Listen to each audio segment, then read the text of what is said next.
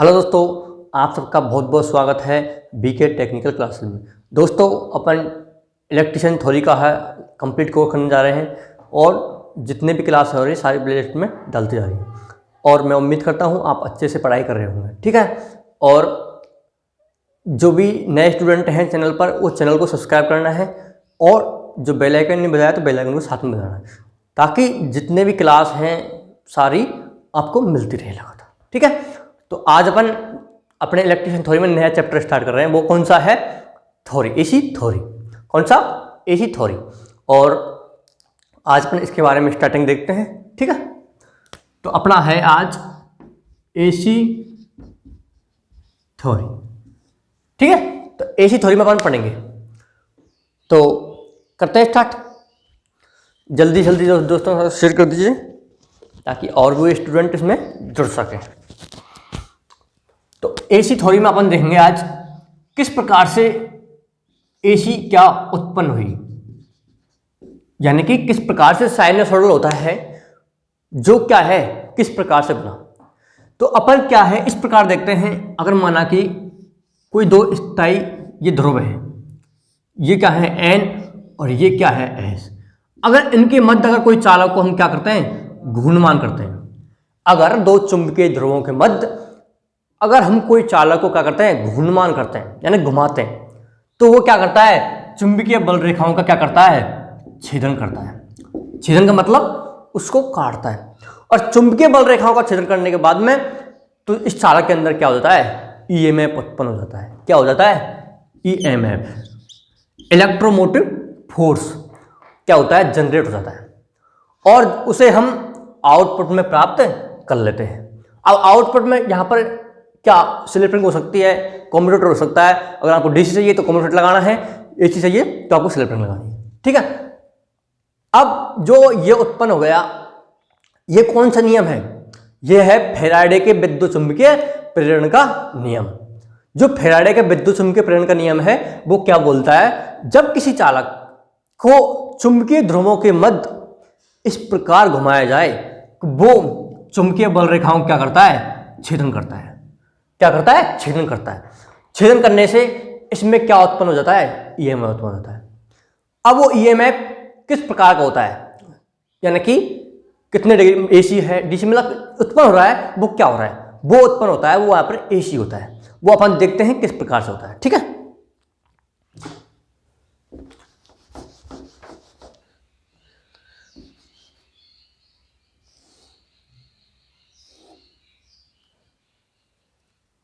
इसको अपन आगे बढ़ाते हैं ना।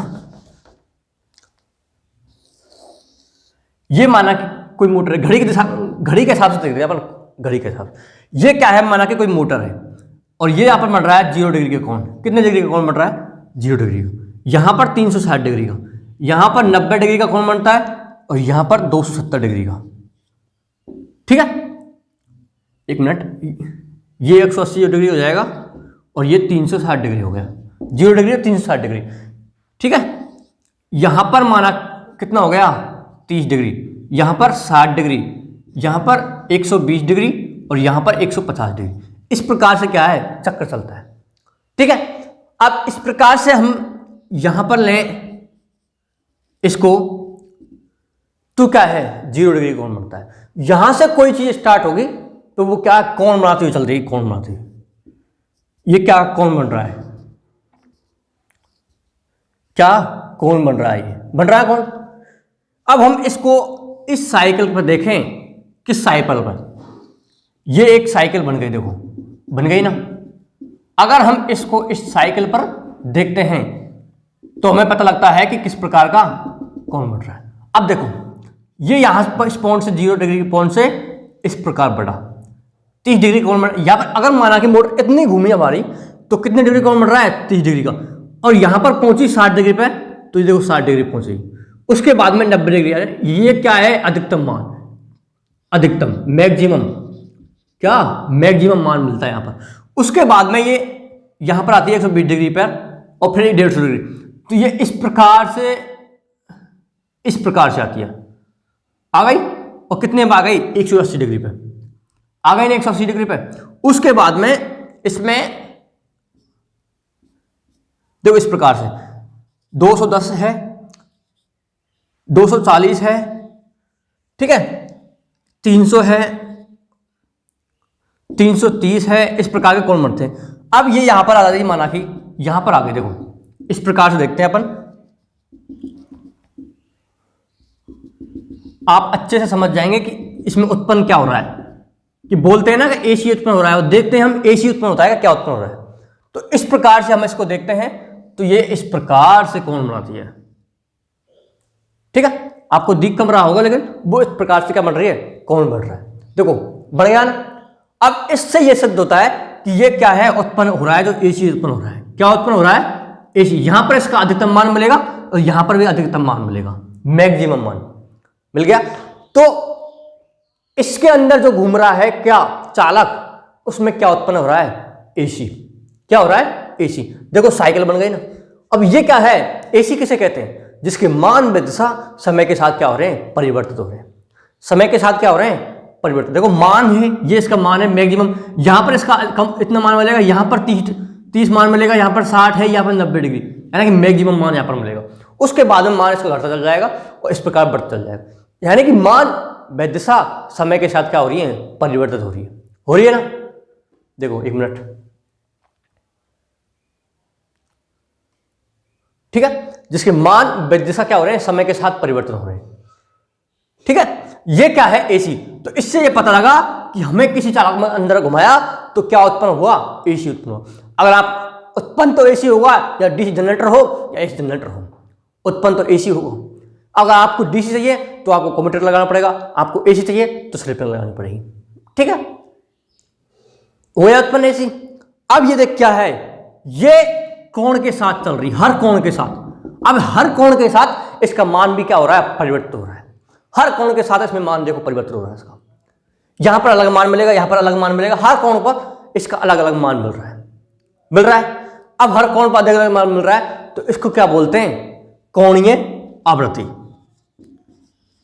कोणीय आवृत्ति यानी कि एंगुलर फ्रीक्वेंसी। एंगुलर फ्रीक्वेंसी को किसे दर्शाते हैं, इस प्रकार से। ये क्या है, एंगुलर, ये कोण के साथ बन रही, देखो, ठीक है। तो ये क्या है, एंगुलर फ्रीक्वेंसी। अब आप देखते हैं थोड़ी सी आगे इसको, और मैं थोड़ा बताता हूं इसको। जो भी उत्पन्न हो रहा है ना, वो क्या हो रहा है, हमेशा एसी ही उत्पन्न होता है। ये नहीं आप जनरेटर एसी हो डीसी हो, इससे कोई मतलब नहीं। उत्पन्न तो इसके अंदर एसी होगा। आपको डीसी चाहिए या एसी, वो आपके ऊपर निर्भर करता है, ठीक है। अब जो कोणीय आवृत्ति है, कोणीय आवृत्ति यानी कि एंगुलर फ्रीक्वेंसी, इसको दर्शाते हैं इस प्रकार से, ठीक है। अब जो ये कोणीय आवृत्ति है, ये इस प्रकार से 2π f। अब ये पाई ये इस प्रकार से है, इसका अपन देखेंगे इसको भी आगे। अब अपन सबसे पहले एफ को देखते हैं। एफ क्या है, एफ एक फ्रीक्वेंसी है, आवृत्ति। इसका मात्रा क्या होता है, हर्ट्ज या साइकिल प्रति अब सेकंड, ठीक है। अब ये यहां पर इसका क्या होगा, 0 मान होगा, ये प्लस है, ये माइनस है, और यहां पर 180 डिग्री कोण होगा। कितने डिग्री का, 180 डिग्री का, और यहां पर 360 डिग्री का, ठीक है। और यहां पर जब इसका मान मिलेगा, वो क्या मिलेगा, अधिकतम, मैक्सिमम मिल गया, यानी कि 90 डिग्री का कोण बढ़ गया। यहां पर क्या है, इसका अलग अलग कोण बढ़ रहे हैं, हर मान पर क्या मिल रहे हैं, अलग अलग कोण बढ़ रहे, देखो बढ़ रहे ना। हर कोण पर आपको अलग अलग मान मिल रहा है, यहां पर अलग है, यहां पर अलग है, हर मान पर। तो एसी क्या है, जिसके मान विद्युत समय के साथ क्या हो रही है, परिवर्तित हो रही है, वो भी क्या है, कोण के साथ। तो उसको बोलेंगे हम एंगुलर फ्रीक्वेंसी। अब आवृत्ति किसे कहते हैं, आवृत्ति बोलते हैं 1 सेकंड समय में पूर्ण किए गए चक्रों की संख्या, यानी कि 1 सेकंड के अंदर कितने चक्र इसने पूर्ण किए, वो ही क्या है, इसकी फ्रिक्वेंसी यानी आवृत्ति है। अगर माना कि 1 सेकंड के अंदर इसने जितने चक्कर पूर्ण किए वही हमारी आवृत्ति होगी, तो भारत देश की आवृत्ति कितनी है, 50 हर्ट्ज, यानी कि यह है 1 सेकंड के अंदर 50 बार प्लस माइनस हो रही है, यही क्या है, आवृत्ति। जबकि डीसी में इस प्रकार से नहीं होता है, डीसी में इस प्रकार से नहीं होता है। डीसी में क्या है, डीसी में इसके मान वैद्यसा परिवर्तन नहीं हो रहे, इसलिए यह क्या है, स्थिर मान है इसका, ठीक है। जबकि एसी इसके मान वैद्यसा समय के साथ क्या हो रहे हैं, परिवर्तित हो रहे हैं, ठीक है। अब हम इसको देखते हैं आगे, आवृत्ति में क्या आ जाएगी, आवृत्ति हो जाएगी 1 सेकंड समय में पूर्ण किए गए चक्रों की वो संख्या। अब ये चक्र क्या है, ये साइकिल बढ़ रहा है। अब ये यहां से यहां तक का कितना डिग्री कोण बढ़ रहा है, 360 डिग्री का, कितना, 360 डिग्री का कोण बढ़ रहा है, यहां पर 180 डिग्री का कोण बढ़ रहा है, यहां पर 0 डिग्री कोण बढ़ रहा है। अगर तो ये यहां पर क्या है, एफ आवृत्ति, यानी कि साइकिल, यानी कि एक साइकिल, देखो ये साइकिल चल रही है, एक साइकिल, ये साइकिल, और टी यानी समय के साथ परिवर्तन, किसके साथ, समय के साथ परिवर्तन हुए, तो वही क्या है, साइकिल प्रति सेकंड, यानी फ्रीक्वेंसी का मात्रक साइकिल प्रति सेकंड भी हो सकता है, वह हर्ट्ज भी हो सकता है, ठीक है। इसके बाद में अपन इसको आगे देखते हैं। अगर माना कि मैं इसको किससे मल्टीप्लाई कर देता हूं, टी से मल्टीप्लाई, दोनों साइड अगर मैंने टी से मल्टीप्लाई कर दिया, तो टी क्या है, ये समय, ये समय के साथ परिवर्तित हुई है, किसके साथ, समय के साथ, इसलिए मैंने टी से मल्टीप्लाई कर दिया। अब जो ये टी है, ये समय अंतराल होता है, क्या होता है, समय अंतराल, दिख तो रहा ना, हाँ समय अंतराल, समय अंतराल, टी क्या होता है, समय के साथ अंतराल, यानी कि इसका होता है टी बराबर 1/f, टी बराबर 1/f, यानी कि f का मान बढ़ रहा है तो t का मान घटेगा। अगर मैं इसमें समय बढ़ा दूं तो f का मान क्या हो जाएगा, कम हो जाएगा। अगर मैं f का मान अधिक करूं तो t का मान क्या हो जाएगा, कम, क्योंकि विलोमानुपाती हैं, टाइम बढ़ेगा तो इसकी फ्रीक्वेंसी कम हो जाएगी। इस प्रकार से देखो, ये माना कि 1 सेकंड है, यहां पर अगर मैं इसको, दिख रहा है ना, इस प्रकार से करूं, ये मैंने टाइम बढ़ा दिया, देखो अब फ्रीक्वेंसी का मान क्या हो गया, कम हो गया, मैंने टाइम बढ़ाया तो फ्रीक्वेंसी का मान कम हो गया, इसलिए t बराबर 1/f। अब मैं थोड़ा सा इसको रब करता हूं कि उधर दिख रहा है, हाँ, तो ये क्या है, t बराबर 2πf, और ये t, मैंने क्या किया, दोनों साइड इसको समय से मल्टीप्लाई कर दिया। अब ये मैं इस प्रकार से लिख सकता हूं इसको, 2πf, f के स्थान पर मैं क्या लिखूं और t के स्थान पर क्या लिखूं, तो या कि मैं f को लिख दूं इंटू t के स्थान पर मैं 1/f लिख सकता हूं ना, क्योंकि ये देखो अपने यहां पर देखा, समय के साथ क्या होता है, विपरीत होता है फ्रीक्वेंसी का मान। तो मैंने इस प्रकार से इसको काटा, तो ये क्या हो गया, एंगुलर फ्रीक्वेंसी कैसे हो जाएगी, 2π, ये दो मान आ गया, यानी कि इसका मान इस प्रकार का हो सकता है 2 × 3.14, तो ये इसका मान इस प्रकार से आएगा 6.28 आ गया। यानी कि अगर मैं इसको ऐप को निकालू हमारी को, तो ऐप बराबर क्या होगा, ऐप बराबर हो जाएगा हमारा इस प्रकार से, हो गया। इस प्रकार से मैं इसको बना सकता हूं, आगे समझ में, अपन आगे देखते हैं थोड़ा सा, और इसमें समझ में तो आ रहा है ना, आएगा।